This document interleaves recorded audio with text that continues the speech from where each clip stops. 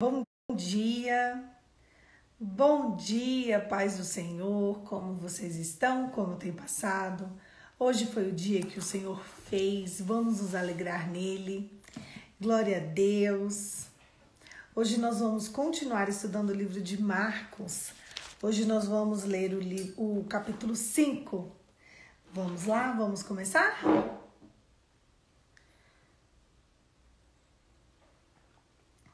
Bom dia. Marcos capítulo 5. Deixa eu ajeitar aqui para ficar mais... Aí tá chuvoso, aqui não. Poxa, aqui só choveu no sábado. Só sábado, gente. Ainda estamos esperando a chuva de primavera aqui continuar. Tá amanhecendo friozinho, frio leve, assim, que tava um calor insuportável. Mas ainda não voltou a chover de verdade. Vamos aguardar a chuva. Pelo menos não tá tão seco quanto tava, né? Bora lá? Marcos 5. A cura de um endemoniado. Eles atravessaram o mar e foram para a região dos Gerasenos. Uau, quase que não sai isso. Foram para a região dos Gerasenos. Quando Jesus desembarcou, um homem com espírito imundo veio dos sepulcros ao seu encontro. Esse homem vivia nos sepulcros e ninguém conseguia prendê-lo, mesmo com correntes, pois muitas vezes ele havia sido acorrentado nos pés e nas mãos, e ele arrebentara as correntes e quebrara os ferros dos seus pés. Ninguém era suficientemente forte para dominá-lo. Noite e dia, ele andava gritando e cortando com pedras entre os sepulcros das colinas. Quando ele viu Jesus de longe, correu e prostrou-se diante dele e gritou em alta voz: "Que queres comigo, Jesus, filho de Davi? Filho do Deus Altíssimo, rogo-te por Deus que não me atormentes." Pois Jesus tinha dito: "Saia deste homem, espírito imundo." Então Jesus perguntou: "Qual é o seu nome?" "Meu nome é Legião", respondeu ele, "porque somos muitos." E implorava Jesus com insistência: "Não nos mande sair daquela região." Uma grande manada de porcos estava pastando numa colina próxima. Os demônios imploraram a Jesus: "Manda-nos para os porcos para que entremos neles." E ele foi dado permissão para o espírito imundo saírem e entrarem nos porcos.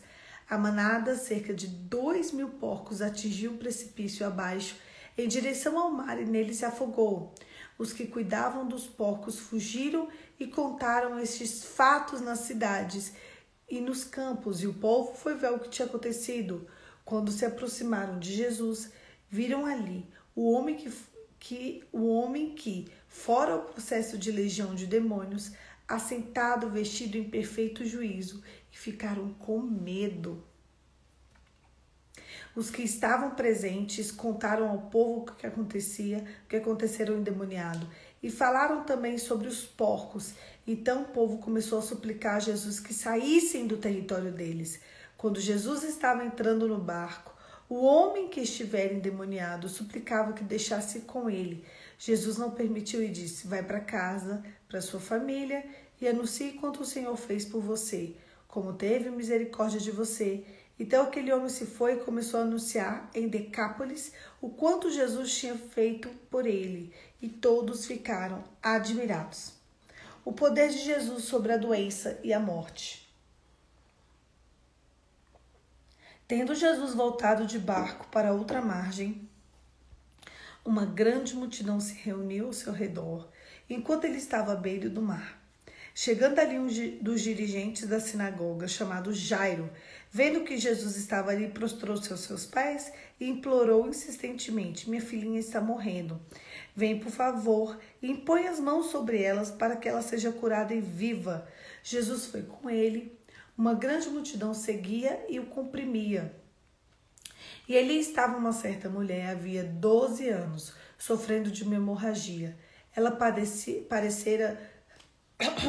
padecera muito sob os cuidados de vários médicos, gastando tudo o que tinha, mas em vez de melhorar, ela piorava. Quando ouviu falar de Jesus, chegou por trás dele, no meio da multidão e tocou seu manto, porque ele pensava: se eu somente tocar o seu manto, ficarei curada. Imediatamente cessou a hemorragia e ele sentiu que o seu corpo estava livre do seu sofrimento. E ela sentiu, né?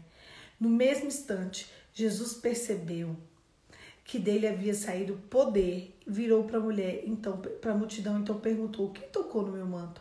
Respondeu seus discípulos. Vê a multidão aglomerada ao seu redor e ainda pergunta: quem tocou em mim? Mas Jesus continuou olhando ao seu redor para ver quem tinha feito ali. Então a mulher, sabendo o que tinha acontecido, aproximou-se e prostrou seus pés, tremendo de medo. Contou-lhe toda a verdade. Então lhe disse: filha, tua fé te curou. Vá em paz, livre do seu sofrimento. Enquanto Jesus ainda estava falando, chegando algumas pessoas na casa de Jairo, dirigente da sinagoga. Sua filha morreu.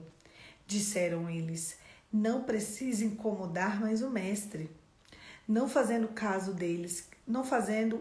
do que eles disseram, Jesus disse ao dirigente da sinagoga: não tenha medo, somente creia. Então, não deixou ninguém segui-lo, senão Pedro, Tiago, João, irmão de Tiago.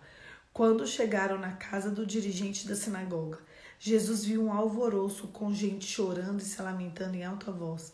Então ele entrou e disse: por que esse alvoroço e lamento? A criança não está morta, mas dorme. Mas todos começaram a rir de Jesus.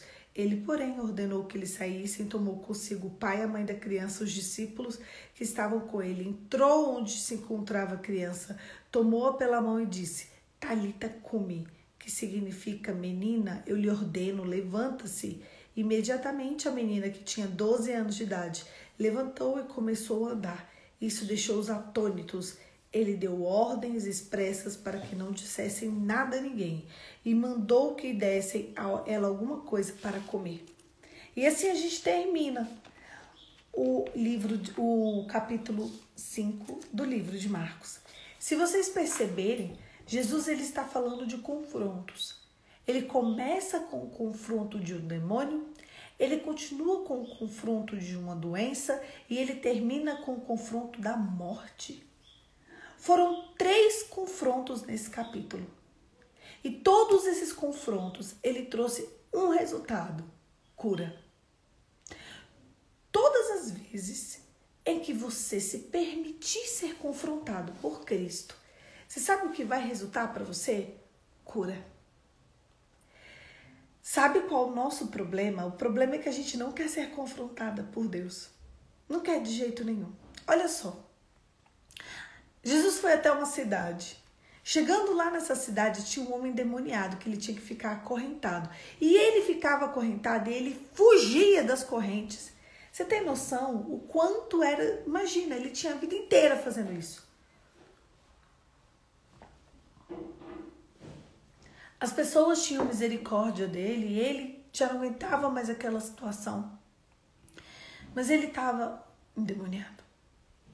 E ali ele vai, olha aqueles demônios e os demônios começam a dialogar com ele e eles falam: Jesus, tem misericórdia de nós. A gente te reconhece como filho do Deus Altíssimo. Não nos jogue para longe daqui. Olha, tem aqueles porcos, nos joguem ali naqueles porcos.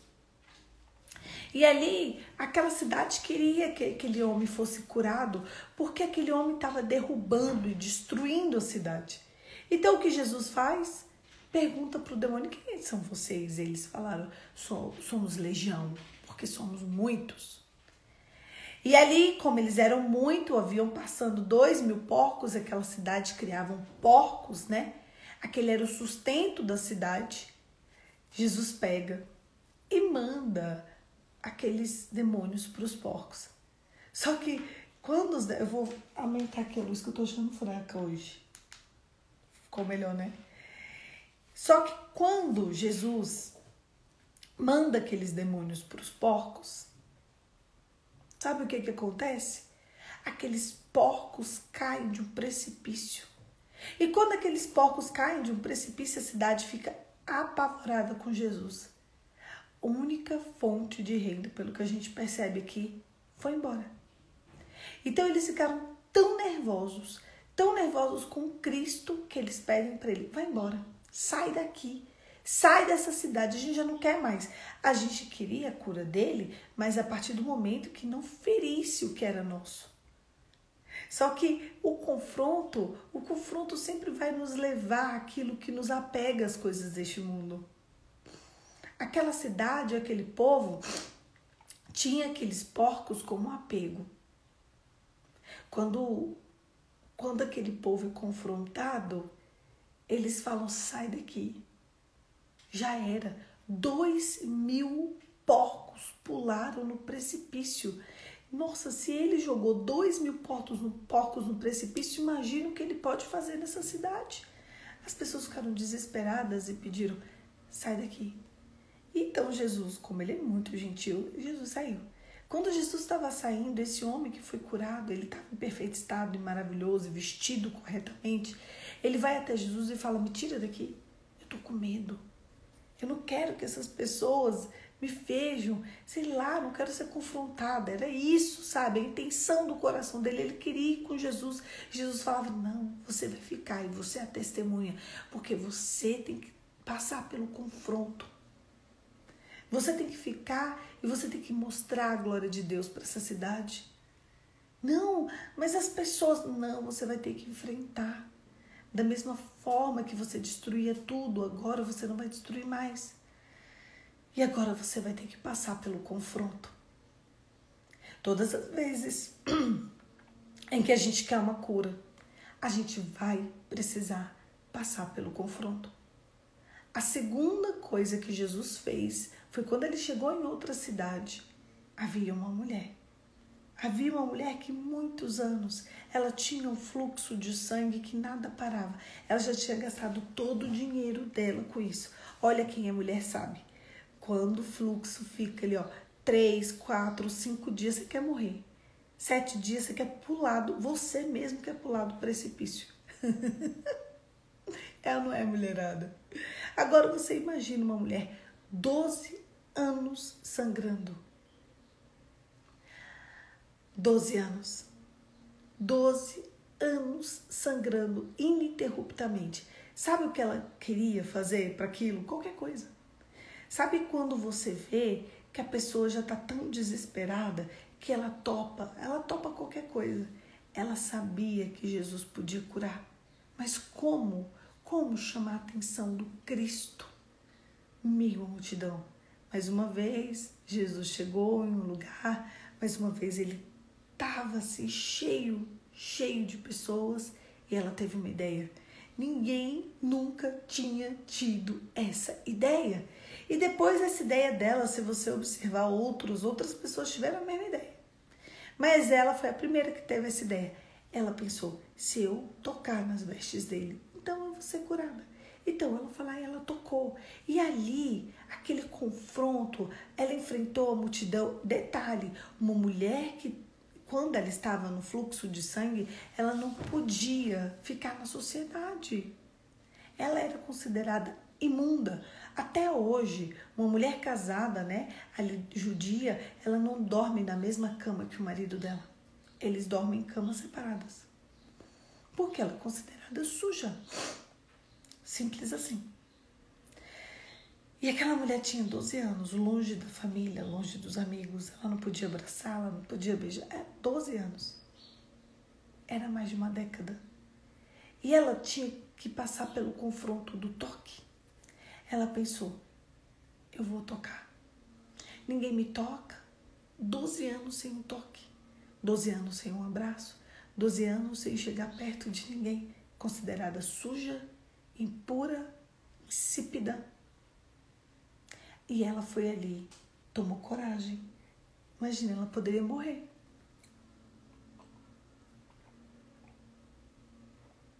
As pessoas poderiam decidir matá-la, porque ela estava infringindo uma lei. E ali ela faz o que ela não deveria fazer. Ela toca em alguém. Só que esse alguém que ela tocou era alguém que podia curá-la. Então ela decidiu ser confrontada e ela foi tocar no Deus vivo. E você sabe o que aconteceu? Ela recebeu a cura. Todas as vezes em que a gente decidir ser confrontado e ir até o fim, o Senhor nos derrama a cura. E por fim, o terceiro confronto é um confronto de acreditar em Deus ainda quando a morte bate na nossa porta. Ali a filha de Jairo, 12 anos, morta. Uma menina, 12 anos, estava morta. Ele foi atrás de Jesus.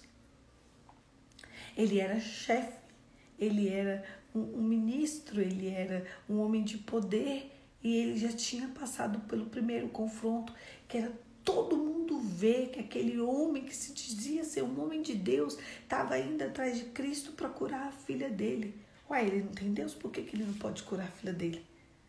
Não é assim? Mas ele falou, não, eu sei que quem cura minha filha é Cristo. Só que ali a história da mulher do fluxo de sangue atrapalhou os planos de Jairo. Fez Jesus se atrasar. Quando ele para, quando ele olha para a mulher, quando ele dialoga com ela, quando ele termina o milagre dela, a filha dele morre. Quando a filha dele morre, as pessoas param de perturbar o mestre. Sua filha já morreu. E ali Jesus fala, vamos comigo. Vem alguns discípulos, fiquem vocês aí, vem o pai, vem a mãe e vamos ali.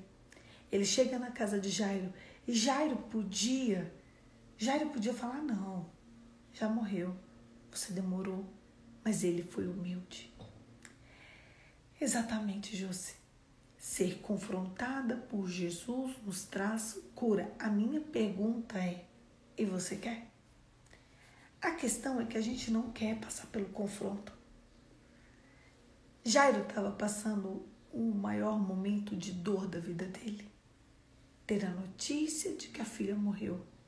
Só que havia um paralelo entre a filha morta e o Deus ressurreto falando, vem comigo. Ali, sabe o que significa? Sabe quando ele só vai? Você vê que ele não contesta, você vê que ele não fala nada, você vê que ele vai. Você vê que ele, aqui não fala, ele chorou, ele foi. Sabe por quê? Porque ele estava aceitando o confronto. Ele estava aceitando que Cristo era o Deus da vida e o Deus da morte. Ele estava aceitando que Jesus podia mudar aquele quadro. Ele sabia que se ele permitisse no coração dele uma oferta no coração pela filha dele, ele ia receber um milagre. Ali naquela hora ele estava ofertando a paternidade dele para Deus. Sabe quando Abraão entrega Isaac no altar? E Deus fala, ô Abraão, recebi a sua oferta. Foi a mesma coisa aqui. Sabe, sua filha morreu. E Jesus fala, vem comigo. E ele vai. Ele vai sem contestar, ele vai sem brigar, ele vai sem acusar Jesus. Ele vai. Ele simplesmente vai. Morreu não, vem comigo. E ele confia que o Deus ressurreto é capaz de fazer alguma coisa pela filha dele. E ali ele passa um momento de confronto. Só que a questão é, quanto eu e você queremos ser confrontados. É muito fácil, é muito poético, é muito bonito. Eu vim nessa manhã e falar com vocês sobre confronto.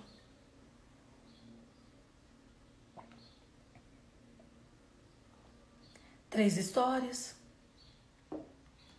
3 confrontos, libertação, cura e vida. Foi isso que Jesus trouxe nessa manhã para nós. Se Jesus fosse te confrontar nessa manhã, nesse dia, onde ele ia tocar em você? Qual ferida ele ia expor? Qual a vergonha ele ia deixar desmascarada? Porque você confrontar alguém é você trazer a verdade na frente dela.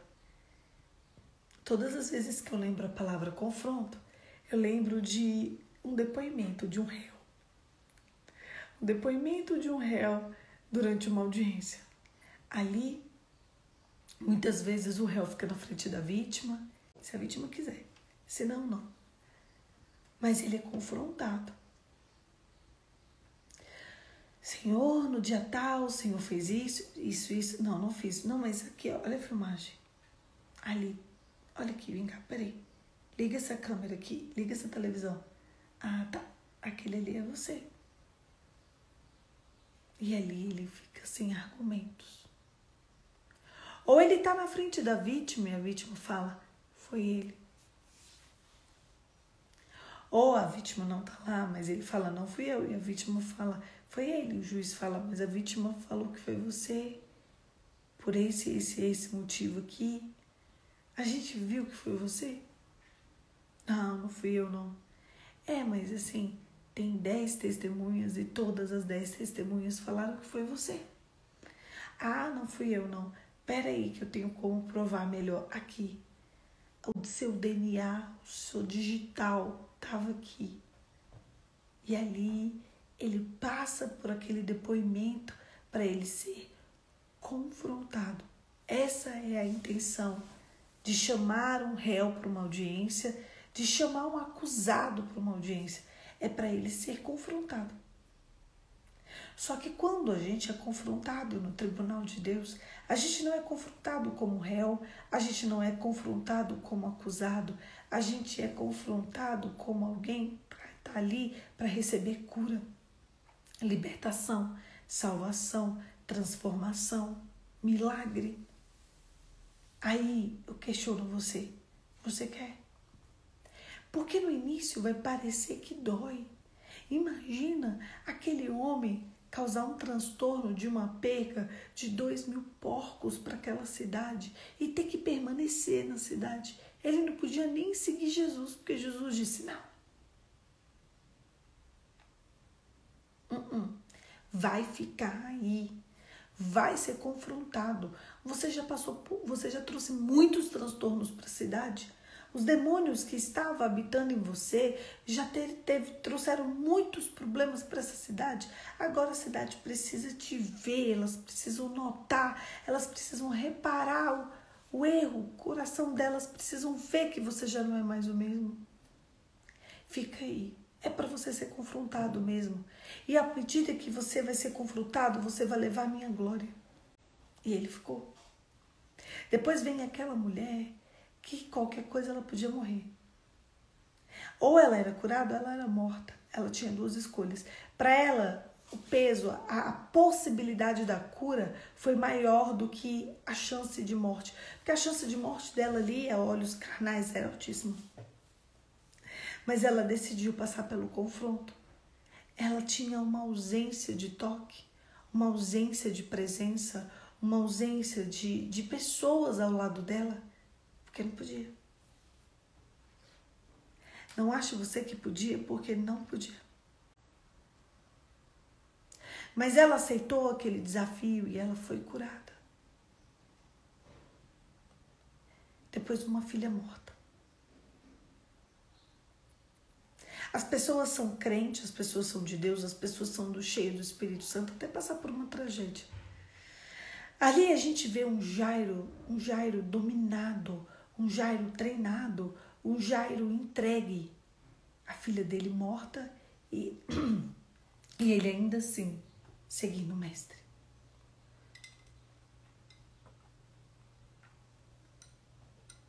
A filha estava morta, mas ele continuava seguindo o que Jesus falava. Sabe qual é a minha oração nessa manhã? Que para você receber cura, salvação, libertação, você deseje ardentemente ser confrontado. Vai doer. Não vai ser confortável, não vai ser gostoso, não vai ter prazer, não vai ser uma delícia. Mas no final desse confronto, você sairá curado, liberto e salvo. Sabe? Tem um desafio do céu nessa manhã para nós. Entrega, pois, teu coração ao Senhor. Peça para Ele, Senhor, eu desejo confronto. Eu quero ser curada. Abre os meus olhos, limpa meus ouvidos, que a minha boca, o meu olfato, o meu paladar e os meus sentidos, o meu tato, que os meus pés, eles possam te adorar. Senhor, eu preciso ser confrontada, porque se eu não for confrontado, eu não vou receber a cura. Eu e você, a gente precisa desejar isso. O não confronto a gente já tem. Eu quero saber. E é importante você deixar claro de algum jeito. Aqui, coloca no chat. Quem deseja o confronto? Escreve para mim. Eu desejo. Eu desejo porque eu quero saber quem é corajoso nessa manhã. Eu quero dizer para vocês que olha só que engraçado. Eu estava vindo me arrumar e o Espírito Santo me diz assim: você precisa desejar o confronto. É por isso que eu falei sobre confronto nessa manhã. E eu amei. E eu pensei que o confronto era só para mim. Quando eu vi essa palavra, eu vi que o confronto é para nós. Eu vi que é eu, você e ele. É entre eu, é entre você, mas é entre ele. É entre o Messias. É entre o Cristo ressurreto. Sabe? Para você receber a cura de Deus, você precisa desejar. Para você ser liberto, vai doer, vai machucar, vai abrir a ferida, vai cavar, talvez doa mais, mas você precisa saber onde está o teu Redentor. Agora, na hora que você passar pelo confronto, não é para você falar: ai Deus, por quê? Por que eu? Não, é para você falar assim: esse é o confronto e eu vou viver cada detalhe desse confronto. Gente, tem mais pessoas ao vivo e tem pouca gente escrevendo o desejo. Por quê?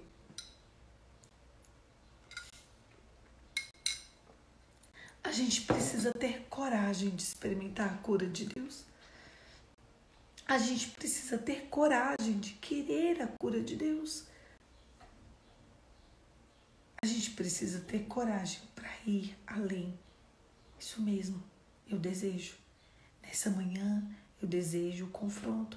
Senhor, nessa manhã, meus amigos desejam um confronto. Feche os seus olhos, que hoje eu vou orar por isso. Mas fecha mesmo, mas entre em espírito de oração mesmo. Que hoje, enquanto eu vou orando, se você ainda não escreveu, escreve.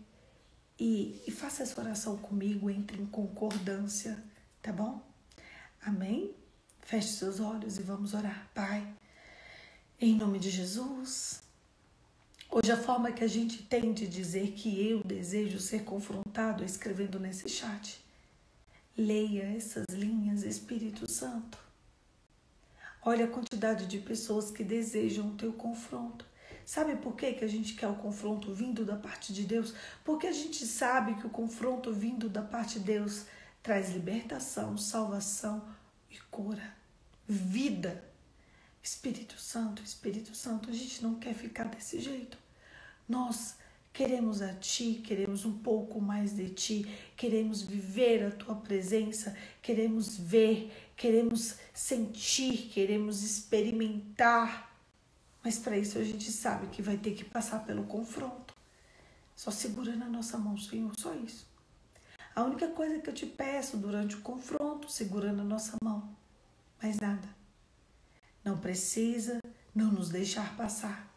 Não precisa nos poupar.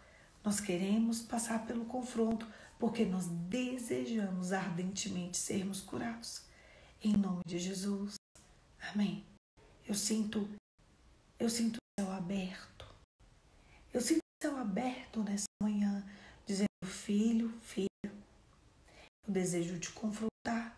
Eu desejo te levar para a sala do trono de Deus, olhar para você e abrir as suas feridas.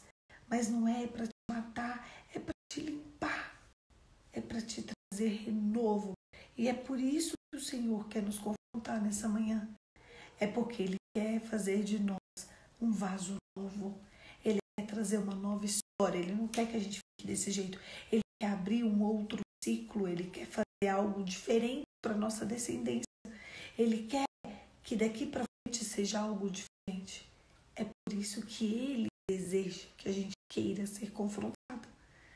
Então, nessa manhã, queira, deseje, anseie. Eu vou desligar aqui o devocional, mas continua, faz uma oração, coloca um louvor, conversa com Deus. Senhor, eu desejo, sabe? Eu não estava brincando quando eu disse, eu desejo ser confrontado. A única forma de ser livre é sendo confrontado. É isso. Marcos, capítulo 5, tem como desafio pra gente. Seja contato. Pega a mão de Deus e fala: bem aqui, Senhor. Pode abrir as feridas. Derrama o bálsamo de cura. Para que sejam cicatrizadas da forma correta. E aí sim, eu consigo viver uma nova história. Para a tua glória. Para a tua honra. E para o seu testemunho vivo na tua presença. 3 histórias. 3 testemunhos. 3 pessoas. Todos eles viram o sobrenatural de Deus porque eles desejaram, porque eles foram até o fim, porque eles não pararam na hora do confronto. É isso que Deus quer de mim, isso que Deus quer de você. É isso. Ai, que delícia! Um beijo, fica com Deus. E amanhã, 5h45, está aqui. Vou continuar lendo o livro de Marcos. O livro de Marcos, como é um resumo, é um resumão, mas ele é um resumo com detalhes. Ele vem trazendo detalhes que nenhum outro evangelho traz. E a gente precisa se atentar aos pequenos detalhes de Marcos. Ele concatenando ideias e vai trazendo, sabe, histórias propositais para que a gente saia ali diferente. É muito bom, né? É isso. Amanhã a gente se encontra de novo aqui, no mesmo bate-horário, no mesmo bate-lugar, atrás do mesmo guarda-roupa, para a gente poder conversar um pouco mais sobre Jesus, sobre o Cristo vivo. O Cristo vivo desceu do céu, o nosso Messias, que está aqui para transformar a nossa vida. Um beijo, fica com Deus e até amanhã.